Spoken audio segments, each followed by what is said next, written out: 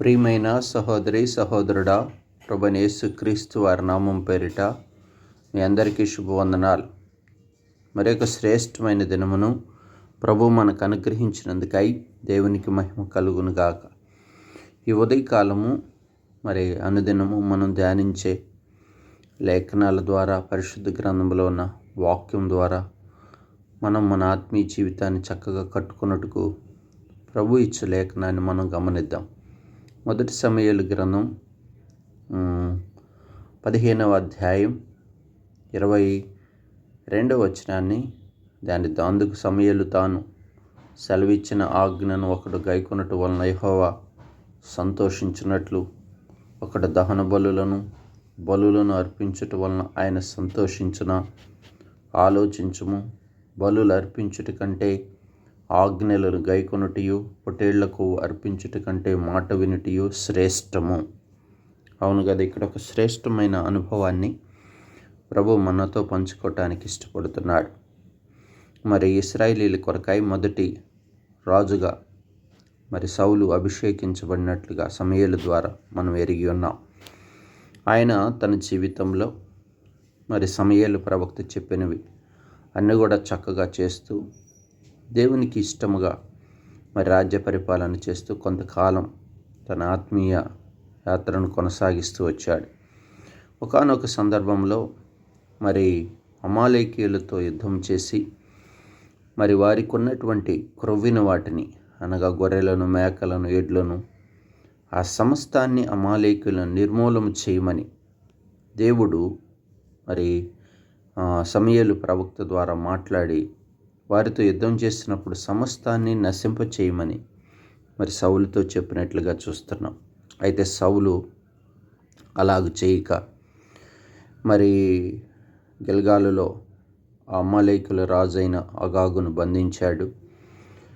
వారికి ఉన్నటువంటి అమాలేకీయుల దగ్గర ఉన్నటువంటి దోపుడు సొమ్మైనటువంటి బలిష్టమైన ఎడ్లను, కోడెలను తీసుకొని వచ్చి దేవునికి బలి అర్పించినట్లుగా మనం చూస్తున్నాం. అయితే అది దేవునికి అయిష్టముగా ఉంది. ఎందుకు అయిష్టముగా ఉందంటే ఇక్కడ వాక్యంలో రాశాడు, బలులు అర్పించుట కంటే, క్రొవ్విన వాటిని దేవుని దగ్గర తీసుకొని వచ్చి అర్పించుట కంటే దేవుని ఆజ్ఞను గైకొనుటయు, దేవుని మాట వినుటయు శ్రేష్టం.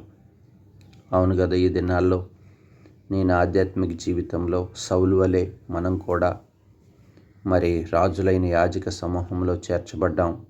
విశ్వాస సంబంధమైన బిడ్డలముగా, ఆత్మీయ కుమారులముగా, కుమార్తెలముగా తండ్రి యొక్క సహవాసానికి పిలువబడిన వారంగా ఉన్నాం. దేవుని ఇంటి వారంగా చేయబడ్డాం. అయితే ఒక విషయం, దేవుడు ఏదైతే వద్దు అంటున్నాడో, ఏది చేయొద్దు అంటున్నాడో అది చేస్తూ ఉన్నామా? అయితే సౌలు వలె మన ఆధ్యాత్మిక జీవితంలో దేవునికి కొంత భాగం ఇష్టముగా ఉంటూ, కొన్ని కార్యాల్లో దేవునికి ఇష్టముగా ఉంటూ, కొన్ని విషయాల్లో దేవునికి అయిష్టమైనవి చేస్తూ మనము బలి అర్పణ దేవుని దగ్గరికి తీసుకొని వస్తూ, అంటే దోపుడు సొమ్మును దేవుని యొద్దకు తీసుకొని వచ్చి బలి ఇవ్వటానికి, దోపుడు సొమ్మును దేవుని ఇంటికి తీసుకొని వచ్చి దాన్ని పంచుకోవటానికి మనం ఇష్టపడుతున్నామా? అట్లయితే అది ఆజ్ఞ మీరినట్లుగాను, దేవుని మాట విననిదిగాను దేవుని దృష్టికి ఉంది. నిజంగా అంత గొప్ప సౌలు దేవుని చేత అభిషేకించబడి గొప్ప ప్రవక్త అయిన సమూయేలుతో నడిపించబడుతూ ఎన్నో విషయాల్లో దేవుడు రాజ్య పరిపాలనలో సహాయం చేస్తూ వచ్చిన ప్రభువుకి అది అయిష్టమైనది. అవును, బలులు అర్పించుట కంటే దేవుని మాట వినుటయే శ్రేష్టము. అవును, క్రొవ్విన వాటిని దేవుని యొద్దకు తీసుకుని వచ్చి దేవుని దృష్టికి అర్పించుట కంటే ఆజ్ఞలను గైకొనుటయే శ్రేష్టం. అవును ప్రియ సహోదరి సహోదరుడు, ఈ ఉదయకాలం ప్రభువు మనతో మాట్లాడుతున్నాడు. నీవు దేవుని మాట వినిటే ఆయన దృష్టికి అది శ్రేష్టమైన అనుభవం. అవును, సౌలు చేసిన దానికి సౌలుకి దేవుని కృప దూరం అయిపోయింది. దేవుని దృష్టికి అయిష్టుడైపోయాడు. దేవుడిచ్చిన రాజరికాన్ని పోగొట్టాడు. దేవుని యొక్క సౌలు కుటుంబీకులను ఒక్క దినముందే వారి కుటుంబాలను నశింపజేశాడు. అవును, ఎంత చెడ్డ అనుభవం చూడండి. అందుకే మన జీవితాల్లో దేవుడు చెప్పిన మాటను మనం వినాలి.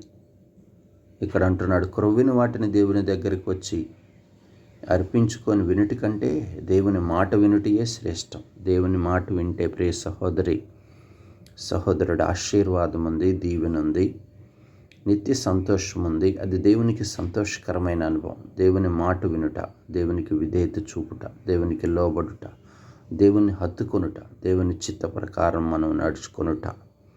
అవును కదా, ప్రభువు మనల నుంచి క్రొవ్విన వాటిని, బలిష్టమైన వాటిని ఆశిస్తాడేమో కానీ బలి ఇవ్వటానికి. అయితే దూపుడు సొమ్మును మాత్రం ఆయన ఎంత మాత్రం కూడా ఆయనకి ఇష్టం ఉండదు. అంటే అబద్ధ సంబంధమైనది, మరి లంచగొండి సంబంధమైనది, ఆ రూపంలో ఉన్న వాటిని దేవుడు అంగీకరించడు. అందుకని మనం దేవుని మాట విని దేవుని ఆశీర్వాదాన్ని పొందాలని ఉదయకాలం ప్రభు మనతో మాట్లాడుతున్నాడు. ప్రార్థన చేసుకుందాం. పరిశుద్ధుడా, ప్రేమ నమ్మకమైన తండ్రి, అవునయ్యా, క్రొవ్విన వాటిని నీ దగ్గరికి తీసుకొని వచ్చుట కంటే నీ మాట వినుట శ్రేష్టం.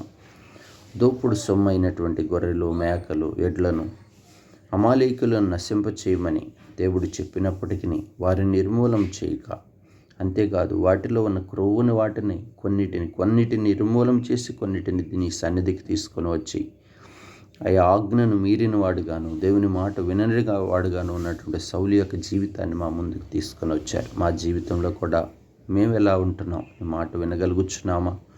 నీ ఆజ్ఞలను గైకొనగలుగుచున్నామా? దేవా, మా బలహీనతలను ఎరిగిన వాడు గనక ఆ శ్రేష్టమైన అనుభవాన్ని మేము కూడా మరి మాట వినే అనుభవాన్ని పోగొట్టుకుంటున్నాము. ఆ దినములో అబ్రహాం అయితే నీ మాట విన్నాడయ్యా, యోసేపు నీ మాట విన్నాడు, అందుకే వారు చక్కగా ఆశీర్వదించబడ్డారు.